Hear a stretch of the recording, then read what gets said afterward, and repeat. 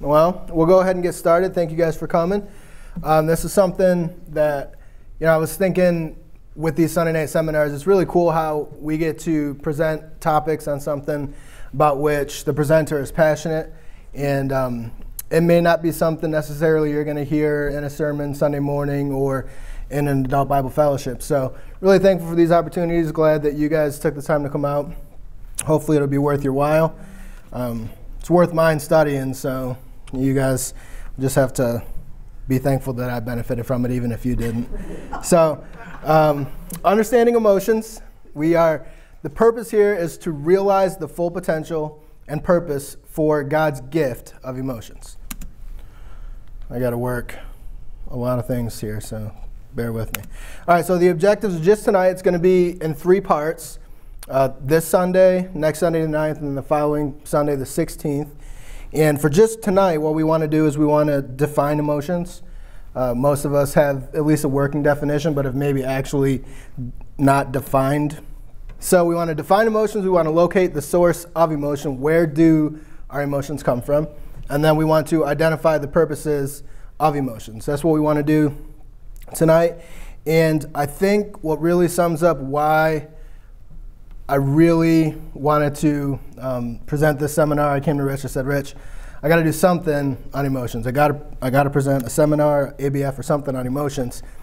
And I think this quote here sums it up. Our emotions are the most common and commonly misunderstood opportunities in our lives to grow in maturity and love. Right? And so many times we can be mastered by our emotions. Sometimes we can be afraid of our emotions. Sometimes our emotions just take over. We don't even realize it, or we don't even take time to stop and think about it.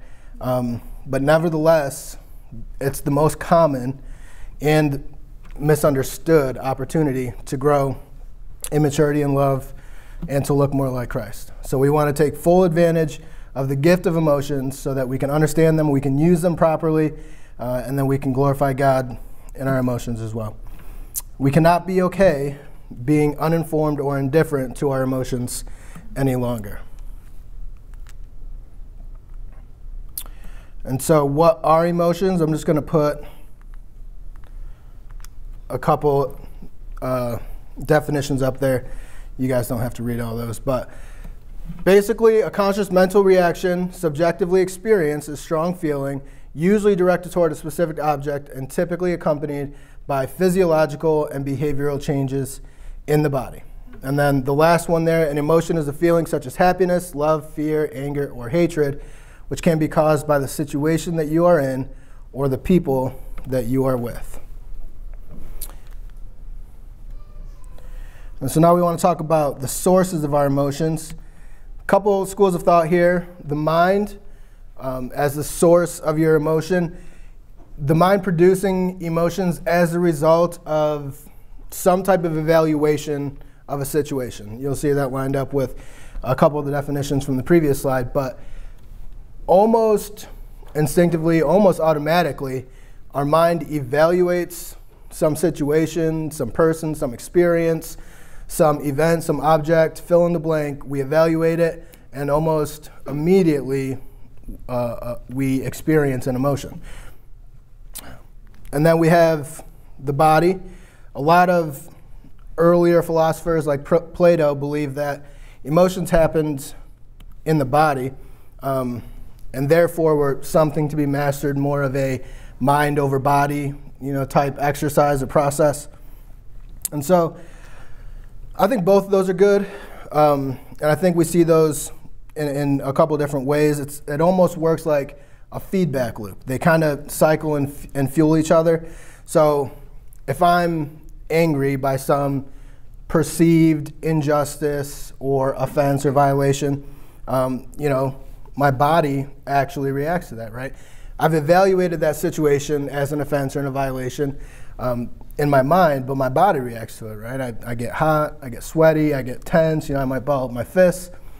But then I might go into another situation right after feeling that anger and my body having felt that anger, and now my body is influencing my mind, right? And so maybe I wouldn't necessarily evaluate that next experience as something that would anger me, but because my body's already geared up, it probably is going to influence how I evaluate the next situation.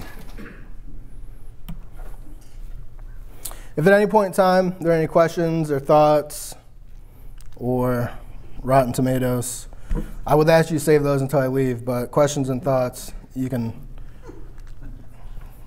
have those anytime. Just raise your hand or spout off. But all right, so our purposes of emotion. We want to communicate value. They connect us to each other. They motivate us to action, and they turn us toward God. Now, this is just this one slide, but we're going to break these down. So if you're taking notes, you don't have to get everything right now. So these are the four main purposes or primary purposes of God's gift of emotion.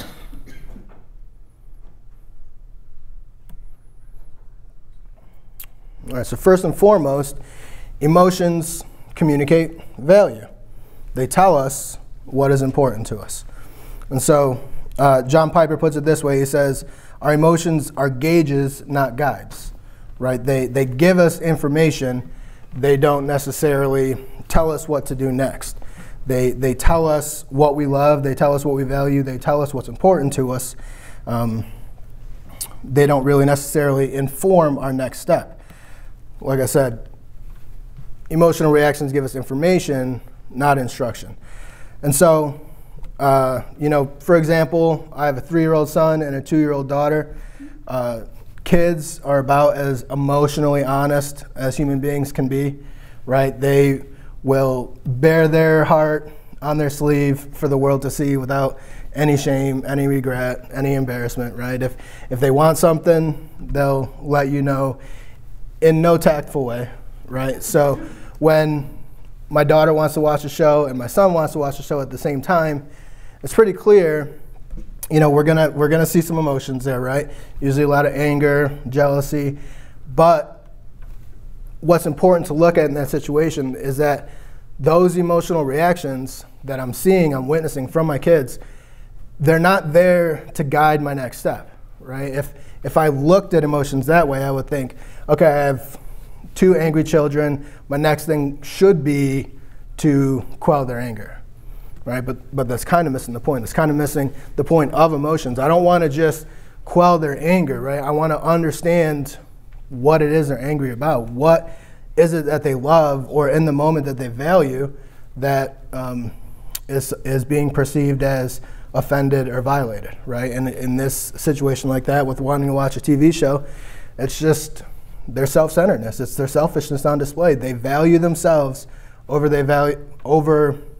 valuing their sibling, and so in that angry reaction, that's what we see, and that's what we need to look at. So we don't want them to guide our next step. We want to be able to see what it is that they're valuing or that they love in the moment.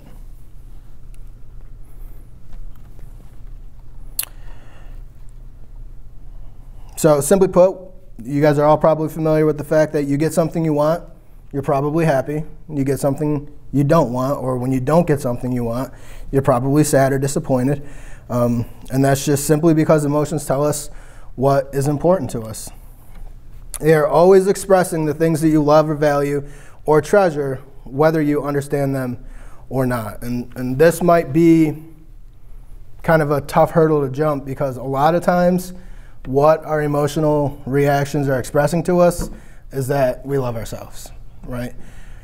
And but take that back to the whole purpose of the seminar, right? When ourselves and what is being displayed is that we're self-centered, the appropriate response really should be growing in love, in maturity, and humility. And so when you come home from a long day of work and your kids are ramped up and they're ready to see mommy or daddy, and you're ready to sit down for a few minutes, or you're ready to just unplug for a second, and they're jumping all over you, you might get irritated. You might become impatient. You might be frustrated. Really what that's telling you is a few different things, right? You love comfort. You love quiet. You love some peace. You love to be able to unwind after a long day, right? And so if you're just letting that information guide your next step, You do. Well, you just tell your kids, give me 5 minutes, then we can play, right?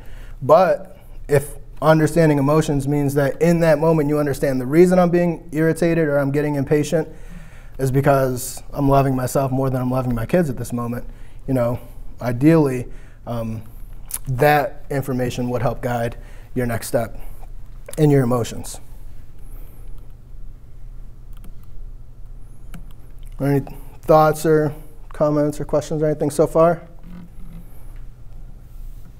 That's a challenging one. And that's just the first one, right? Because I think sometimes you come home from work, and to be a better human, you may need 5 minutes to show your family that you do love them. So you have. That's a selfish thing to be unselfish. I don't know how you reconcile that, but your example is sort of like, oh, okay. Yeah, it is, right? And that's not always wrong. And so the comment was that sometimes it's actually good for you to come home to take 5 minutes so that you can regroup, so that you can refocus, and then give yourself to your family and to your children, to the responsibilities at home. That's not necessarily bad. What we're doing here is just identifying the fact that the emotions we do feel automatically are demonstrations or manifestations of what we love, right? And so that doesn't mean, well, all right, I guess I'll never get me time or I'll never get 5 minutes, you know, or whatever the case. But what it does mean is that we have to understand in that moment your loves, what you value is on display. And then, you know, then we have to move into evaluating that as well. Good. Rich, did you have something?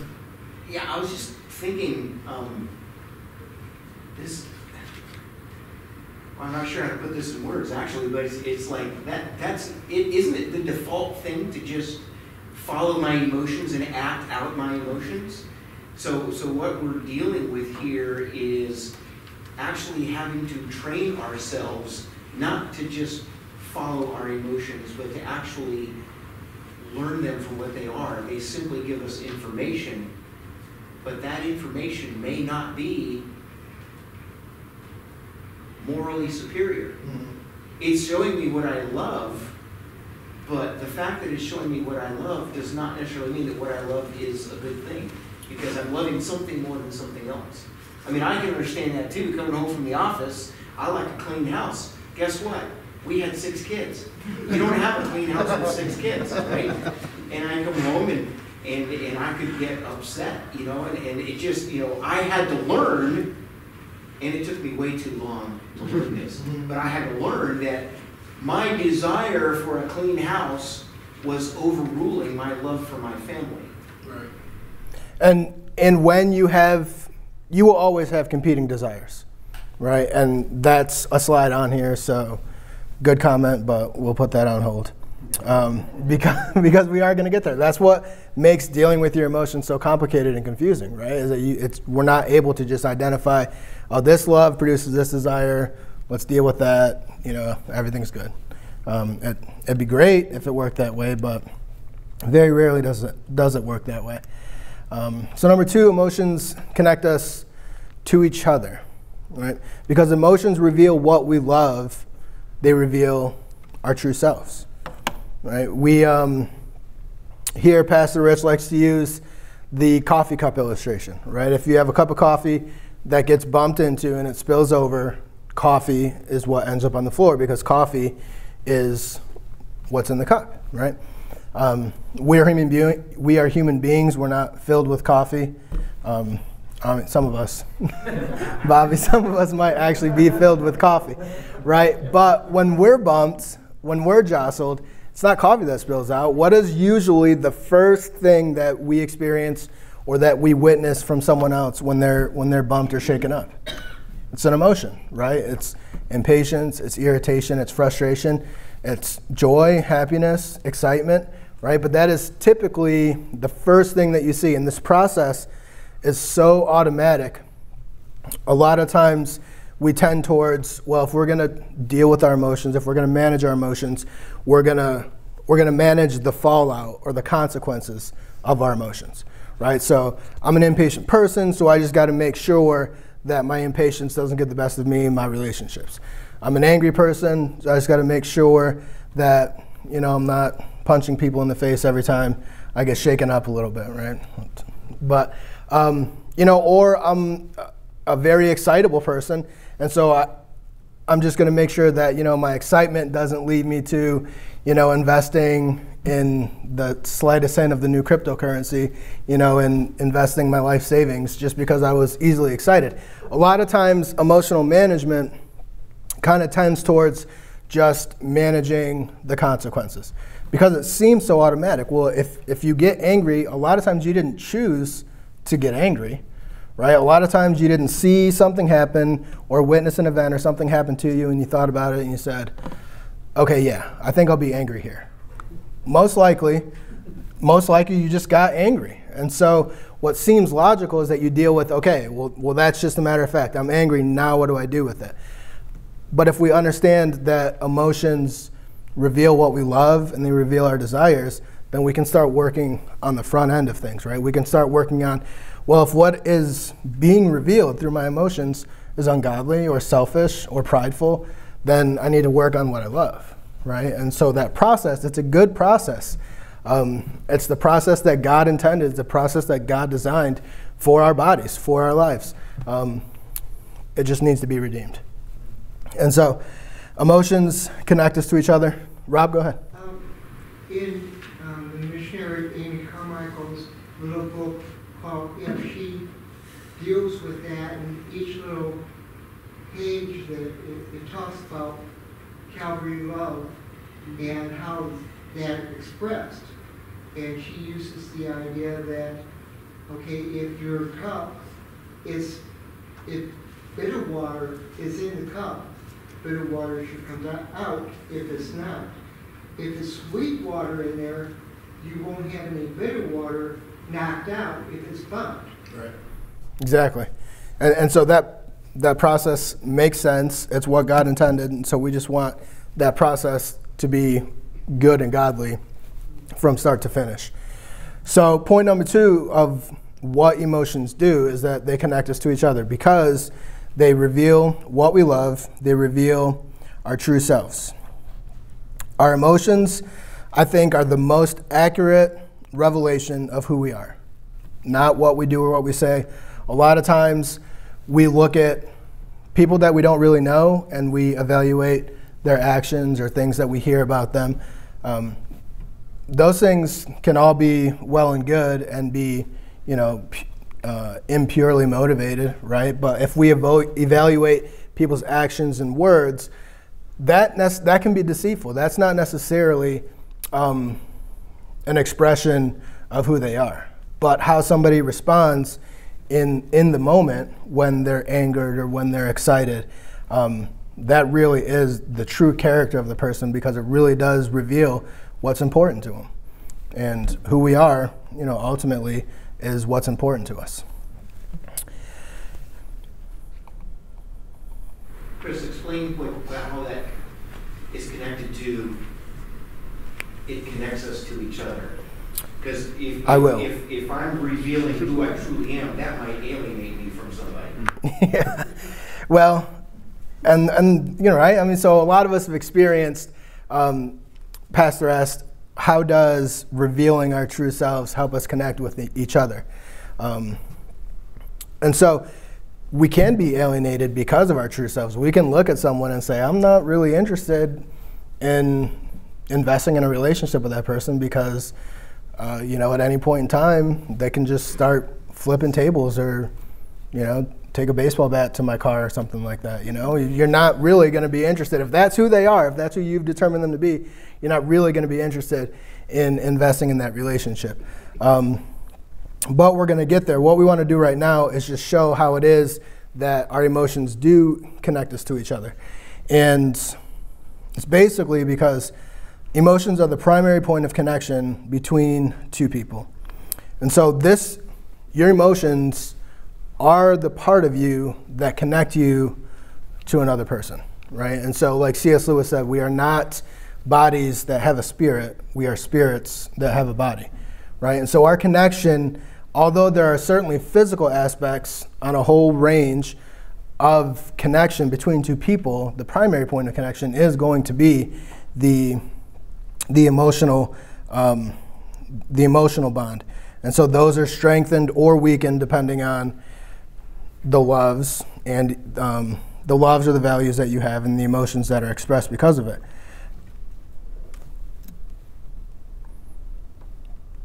And so you connect with someone who likes the same things that you do more easily than you connect with someone who hates the things that you like. And that's because there's really nothing physical about that statement, but it's more or less because the emotions aren't going to be shared and they're not going to be similar. For instance, I like the Buffalo Bills. Right? If you like the Buffalo Bills, then we have a bond. Right? There's really no need for discussion there. That's just, if you like it or not, you're my friend. You shouldn't have told me you like the Bills. But it's because the emotion is what connects us, though, right? There's no point of connection in just saying, oh, you like the Bills, I like the Bills, right? Immediately we're thinking, and we're able to talk about emotional experiences. Bills going to 4 Super Bowls in a row and losing all 4 in a row, right? And that's something that we can share. We can share we can share that embarrassment and that hopelessness and that grief and that shame, right? But when you think about it, though, that's actually what strengthens the relationship, is that we have similar experiences, but that our shared emotions can be that point of connection, right? I would go as far as to say that, even when we're talking about a shared experience with someone, without thinking about it or thinking about it this way, probably the primary part of any experience is the emotion, right? And so if you went to Disney World with a friend and it was completely emotionless, what is there to remember about that trip? What is there, to even note about that trip? But if you go and you're excited and there's some stressful times, and then there was that time when you lost your luggage, and there's all these emotional experiences wrapped into that experience, I would say that when you talk about that experience or remember that experience, probably what you're drawn to is the emotion of it, not necessarily the physical event of the time me and my friend went to Disney World. You guys following? Is that all right with you guys, or? Not the Bills part, but. Listen, when I'm up here, Charles Spurgeon and the Bills have to be mentioned at least once. All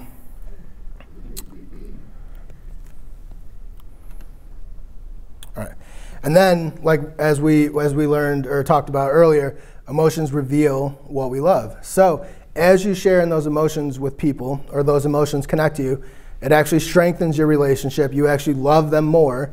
And so it actually, strengthens or bolsters the emotional connection and the emotional response. Because now, not only is it just that emotions were the point of connection, the emotions that are actually a result of your love for that person, right? And so you can see the purposes of emotions, at least the first two, really working together.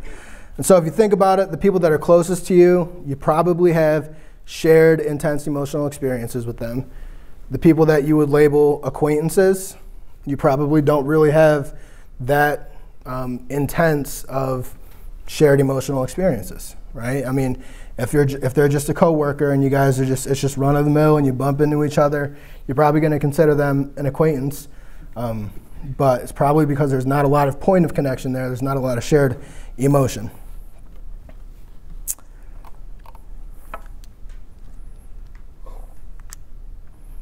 And then, of course, as Christians, we're all of one body.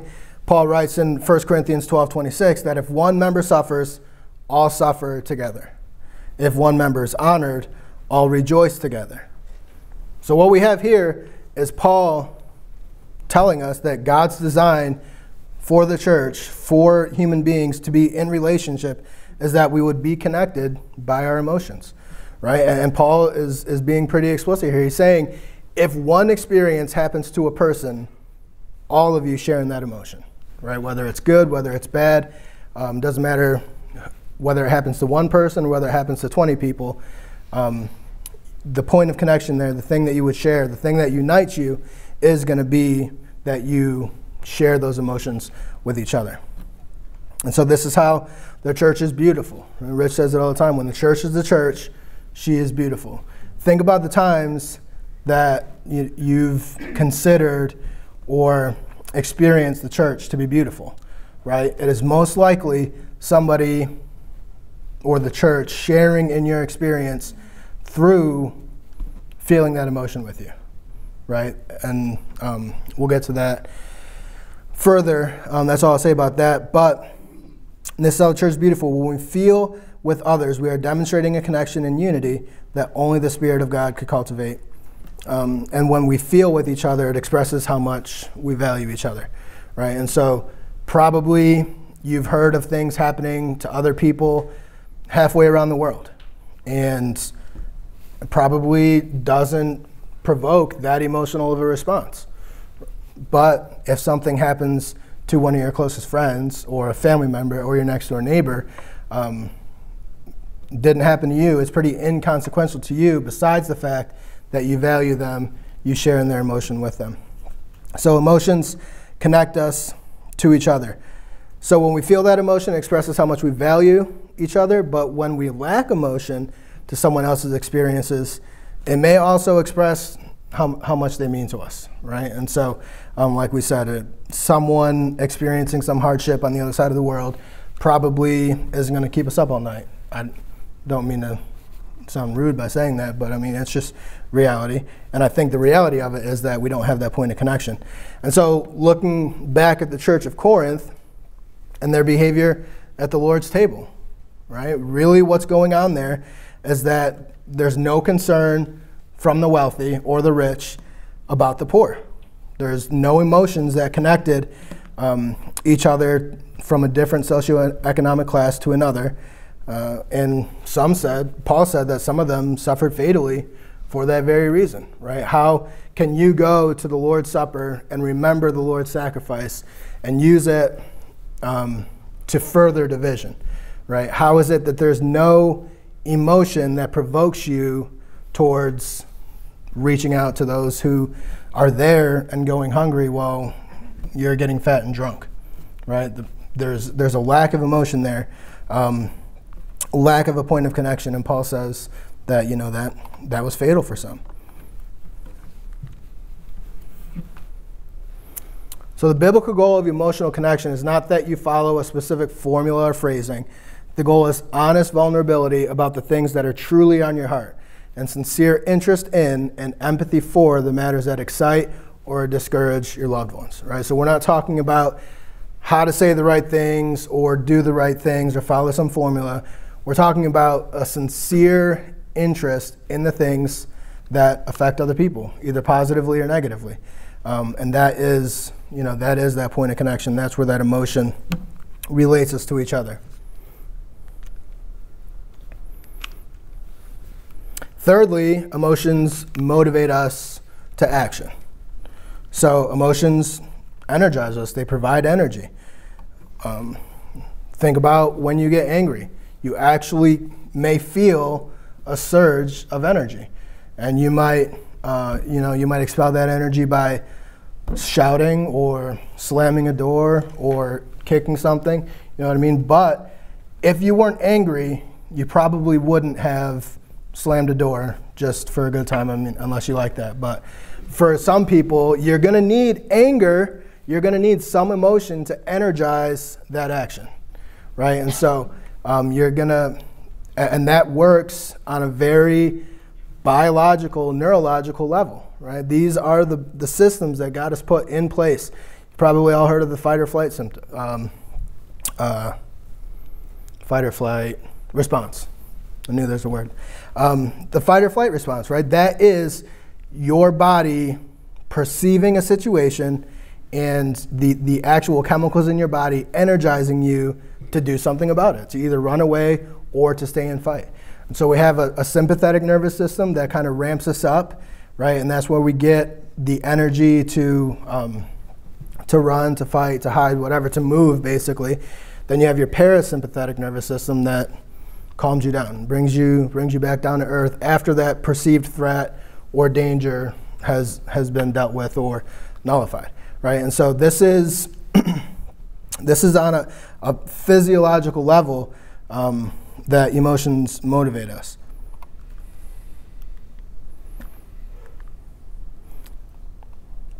Another way of saying this is that emotions are a way of putting your values into action, right? If emotions express something that we care about, then it also provides the energy to do something about what we care about, right?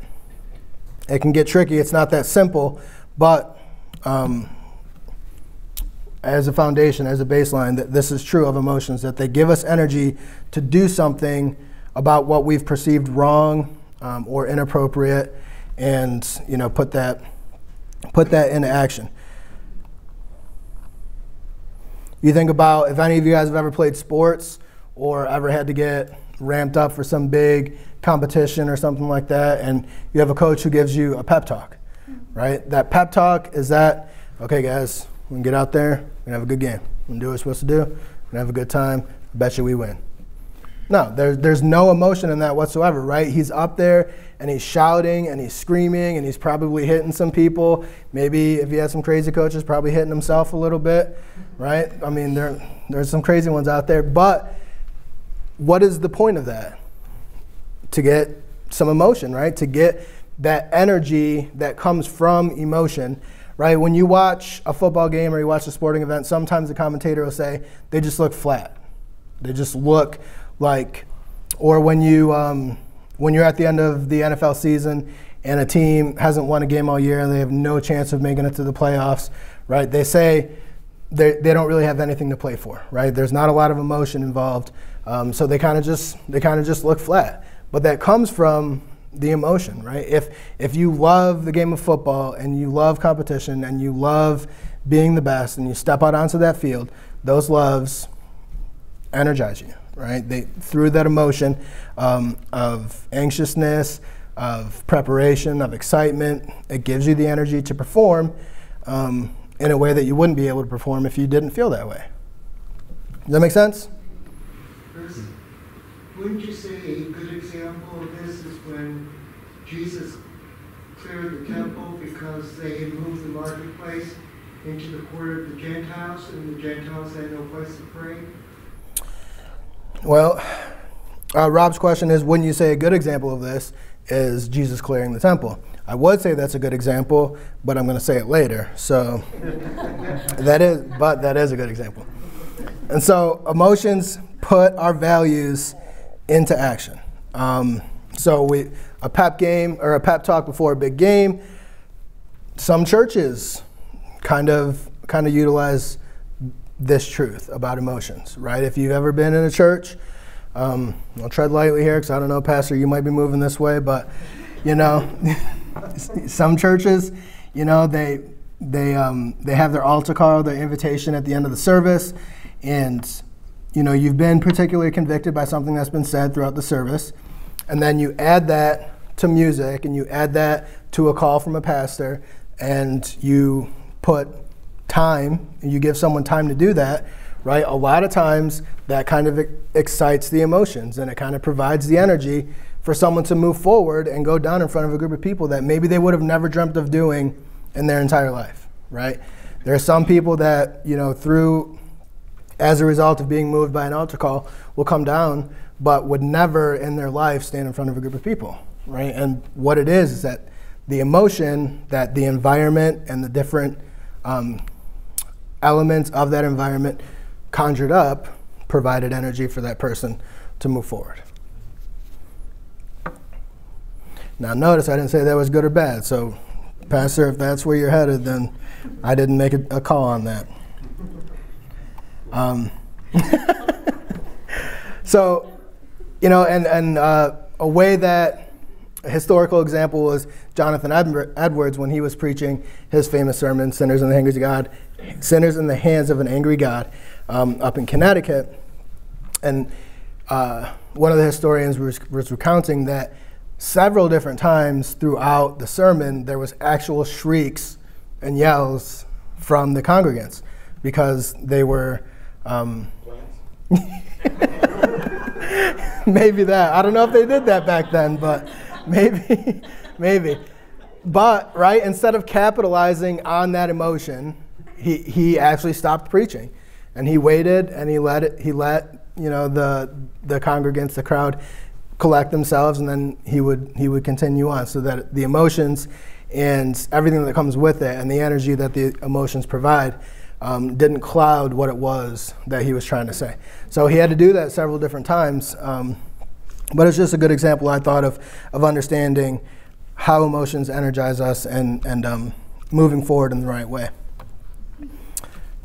Consider the term crime of passion, right? I mean, that's a legal term, and really what it means is you are so energized by your emotions that you're not even considered to be in control of your body anymore, right? And so this is something that's recognized and been identified throughout all of history, and that we can see be applied in every aspect of life, is that emotions motivate us. But it's so important that we take time to identify that here, because you may have never thought that, or you may have never connected those dots. You may have just done something in a fit of rage, or you may have been so sad, or you may have been so excited, and you do something and you kind of think, why did I do that? Where did that come from? I would have never done that.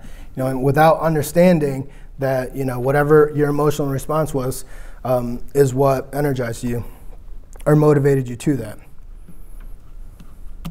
So ultimately, we want to evaluate what we are feeling and then decide what to do with the energy that's given. We good there?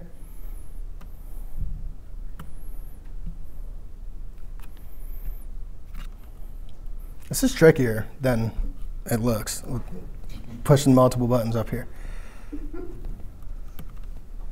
Okay, so, and fourthly, emotions turn us toward God. Every emotion we feel is an expression of what we have determined to have worth or value, which is worship. Right? We all understand worship isn't the songs that we sing Sunday morning. Worship is the act of determining something to have value or to have worth. And so every emotion we feel, because it is a response to what we love, is an act or an expression of worship. So the commandment to love God and to love others, our emotions tell us how we measure up to those commandments, how we measure up to those standards. When we love God to the degree that he has commanded, or that we are commanded, then we love what he loves and we hate what he hates, which then influences how we feel about and respond to different experiences in life. And this is how and why sometimes feeling bad can be godly. Right? Righteous guilt, which we might think is commonly understood as a negative emotion, but righteous guilt is the recognition that God's law is good and you violated it and you feel guilty about it. If you don't agree with a rule or a law and you think it's stupid and you think it's pointless and useless, you probably don't feel guilty about breaking it, right? But if you do feel guilty, there could be a number of reasons why, but righteous or godly guilt is because there's subconsciously some affirmation or acknowledgement that God's law is good and you violated it. And then righteous grief has tasted and seen that God is good and that the loss of his good gifts is painful, right? So even in times when someone is grieving, that's not a negative thing necessarily, right? It doesn't feel great, and it's not exciting to commiserate with each other, but at the core of it, what we understand is that the gifts that God has given us are good, and when we lose it, it hurts. But this is how emotions turn us towards God. And so Paul talks about it in 2 Corinthians chapter 10. He talks about godly sorrow or grief versus worldly sorrow. He says, godly sorrow leads to salvation, and one leads to death. And the difference being what it is you love or value. Worldly sorrow is felt because that person loves worldly things and is feeling the effects of losing those worldly things. Right? That's why it leads to death. If you feel grief or sorry because whatever you did ruined a friendship or landed you in jail, or now you got a record, or now you got to pay a fine for getting some ticket, right? Or losing your job, so now you don't have money. Those are worldly things. And so when we lose those and we feel bad about losing those things, it doesn't motivate us towards the right end, right? But when we recognize that God is good and we have fallen short of his standard, and that's why we are feeling that grief or sorrow, then it motivates us to obedience and motivates us to make the necessary changes.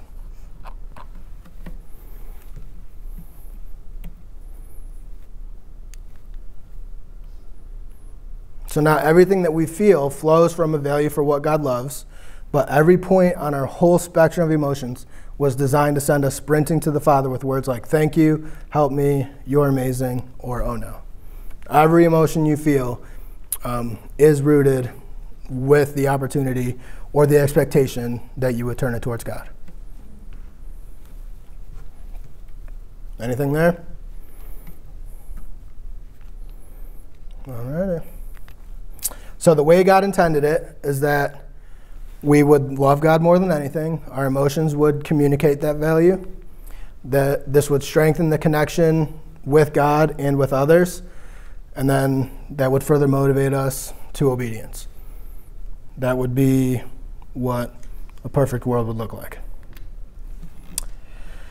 So we know that this doesn't go that way. So the way to fix it then is we experience the emotion.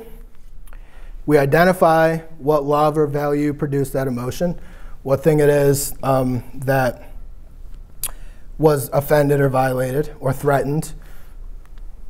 We would make the necessary corrections, and then we would love God above all else. Erica, did you have something? Yeah, I didn't get that last slide. Oh, look at me running through it.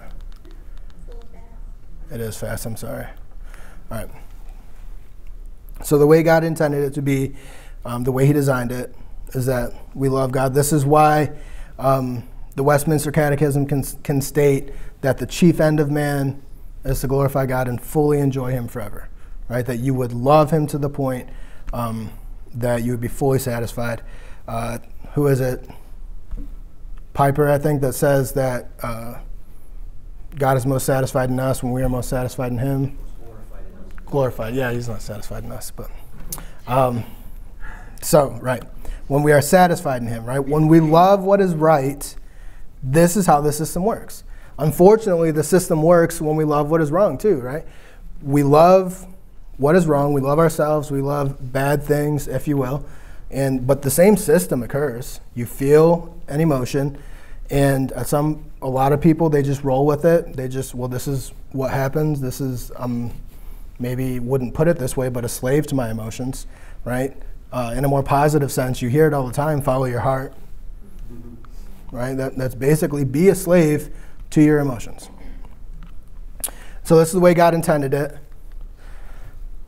If that's the way God intended it, then the way to fix it, experience the emotion, identify what love or value produced it, make the necessary corrections, and love God above all else. Hey Chris, with that word, so say that you feel sorry about something, and you might think, I probably shouldn't feel sorry about this, maybe I should try and feel good about it, or feel joyful next time, or something like that.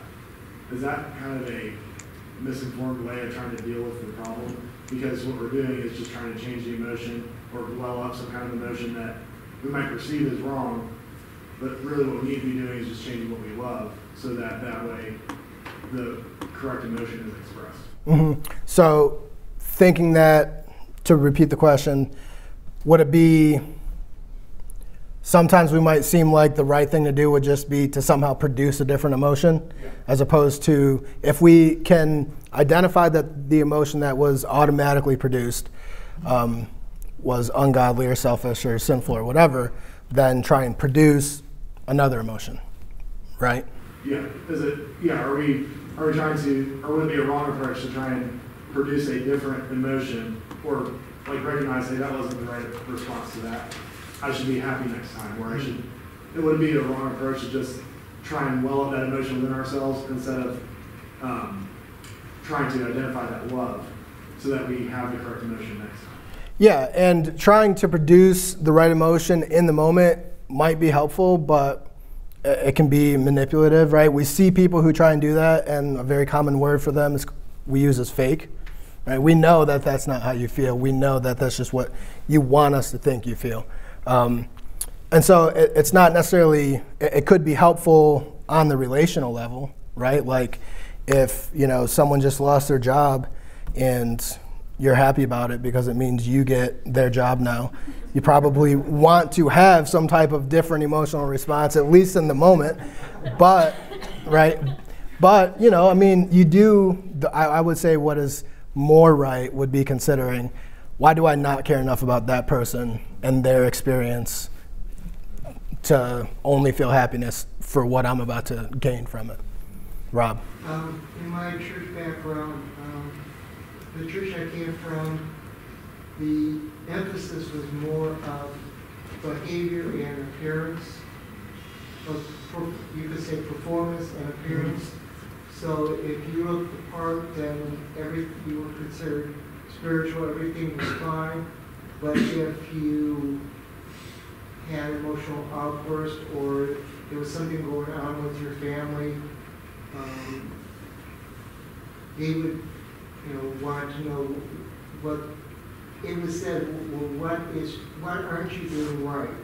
Mm-hmm. And the women were told, you need, if you were having problems in the family, the women were told, you need to fix it.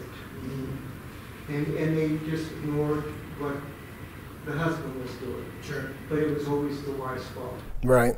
Yeah, and there, unfortunately, those types of stories are endless, and those churches still exist, unfortunately. And I think fundamentally a large part of it is a gross misunderstanding of emotions and connection.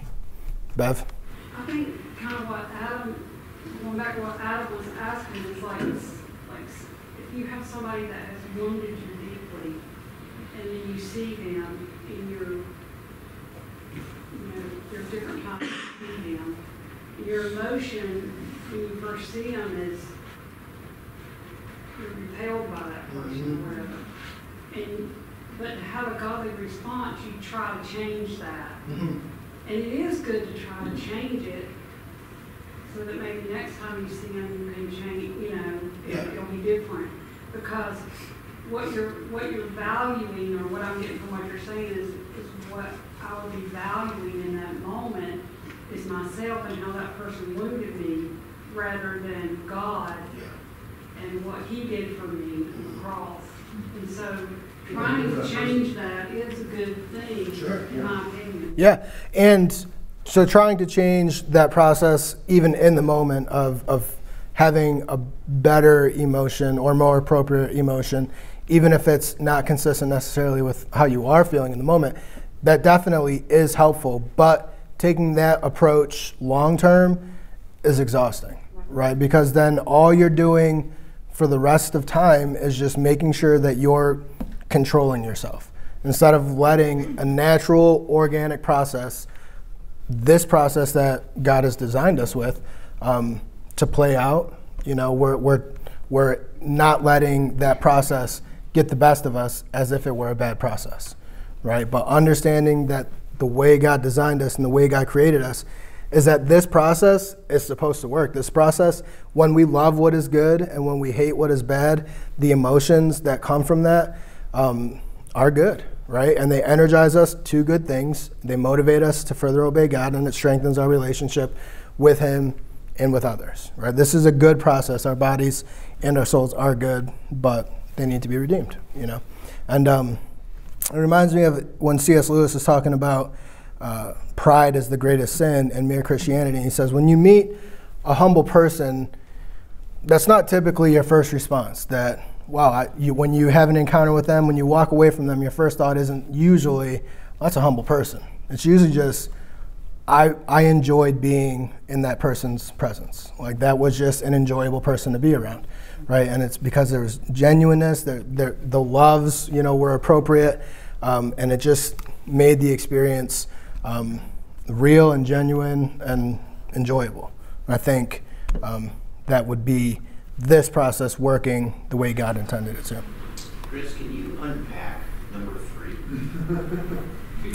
Okay, well, first of all, you guys asked way too many questions. I was supposed to move through this quickly, and it was supposed to be a joke because I was supposed to say, okay, there you have it. Everything should be fixed. Thanks for coming out tonight. But you never let me get to my punchline, and so it probably wasn't worth it anyway.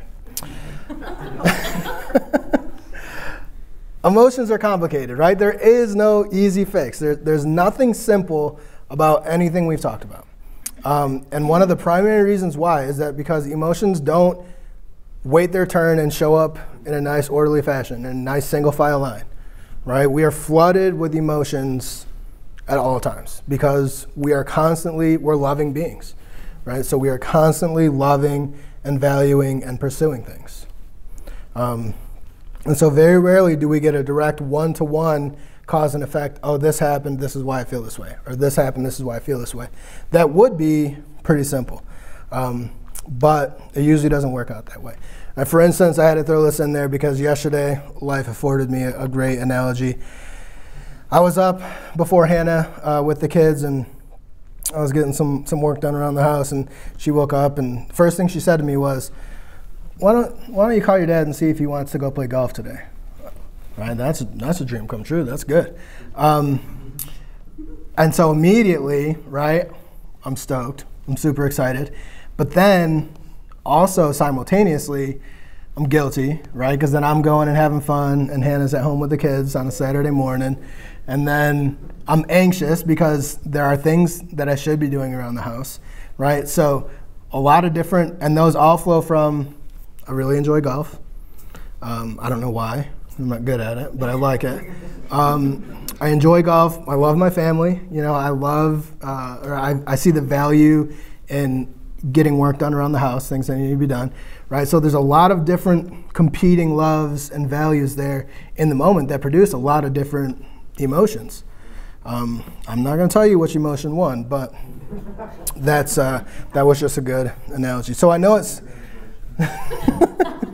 so I know that it seems simple, but this is really why emotions can be so confusing, because we don't love singularly. And a lot of times even the primary love of the moment is not really the only love. And so we can see this in Jesus himself. John 11, right, when is the account of Lazarus being raised from the dead.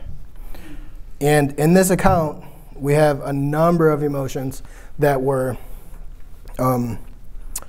demonstrated by Jesus, right? Right there at the very beginning, when they're telling him about Lazarus, they say, the man whom you loved, right? So we already know that this is going to be a primary factor in this whole experience, is that Jesus loves Lazarus. But then right after that, Jesus himself says, I'm glad that I'm not there. Why?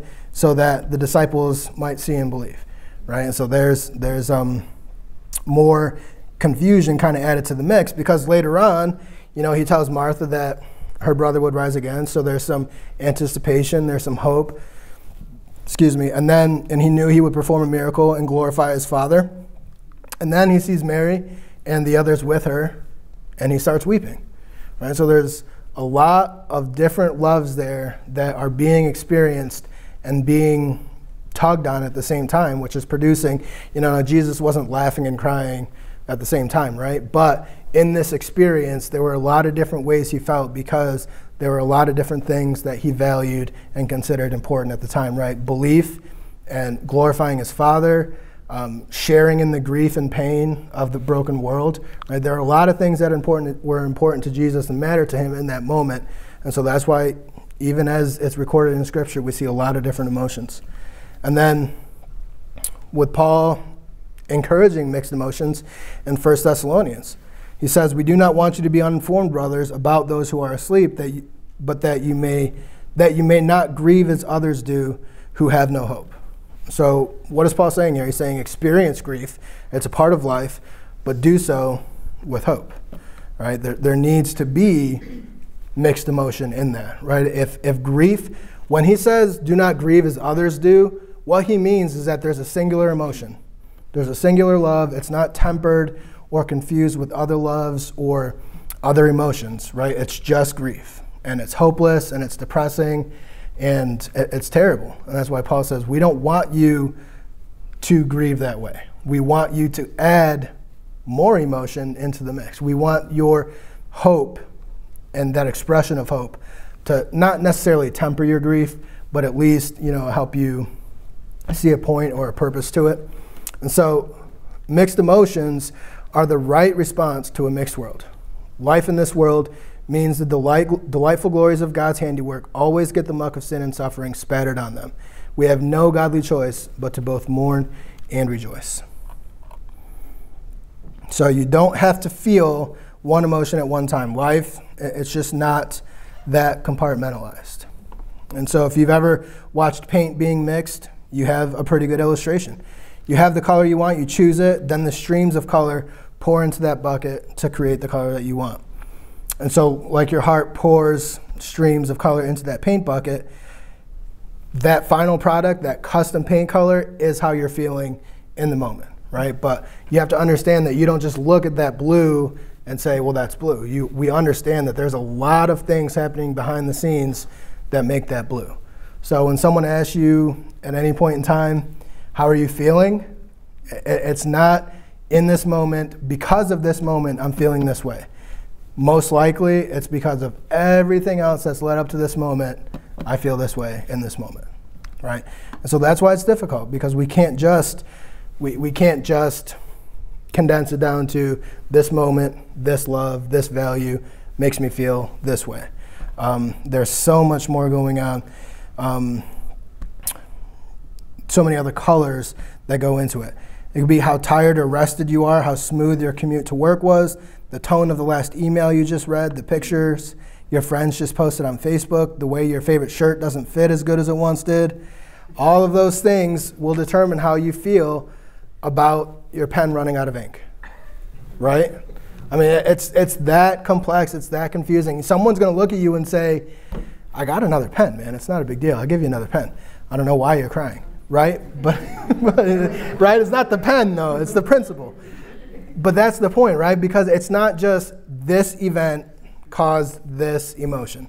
It's everything else that has been pouring into that custom paint bucket is what emotion I'm going to identify or express when the opportunity is provided, right? And so it makes things very difficult, and it makes things very confusing. And quite honestly, it turns people off from figuring it out. It turns people off from digging in and understanding what it is about emotions that we're supposed to do with them, why we feel the way we do, right? And like we started off saying, that it's just, emotions are just the most common and commonly misunderstood opportunities to grow in Christ-likeness. And if it's the most common experience, sometimes we just feel like it doesn't matter that much because it does happen so often because we are so emotional. Some people are really analytical. They'll really dive into it and they'll think, this is too much. What am I supposed to do with this? How am I supposed to even begin getting a grip on these things? So a lot of times it's not just that we pass over it or kind of just ignorance is bliss. Sometimes we choose not to deal with it, right? And we can't take that approach anymore, because it was God's design for us as humans, especially human beings in relationship to each other and Him, that we would use our emotions according to His purpose. So I'm just going to stop there. It's 7 o'clock. we'll just stop there. We'll open it up for questions. Right, next week we'll finish this up, and we'll talk about how do you control or manage your emotions, and why can't you manage your emotions, and then how do we start to engage that process in a God-honoring way. So was talking about number 3 next time. yeah, number 3, make the necessary corrections, basically, yeah. Okay. Does anyone else have any thoughts or comments or questions? Okay, let's pray and we'll be dismissed. Father, we just thank you for this opportunity that we have to dive into this topic of emotions, something that we may have overlooked in the past, but God, we know that this is important to you. This is part of your design for creation, especially for the creation of us as human beings. So God, we just pray that this would be worth our while, that it would be easy to understand, but still something worth wrestling with. And God, that you would be glorified, that we are on a process of rightly understanding your gift of emotions and how to use them in a way that enhances our relationships and glorifies you. We love you, God, and it's in your Son's name we pray. Amen.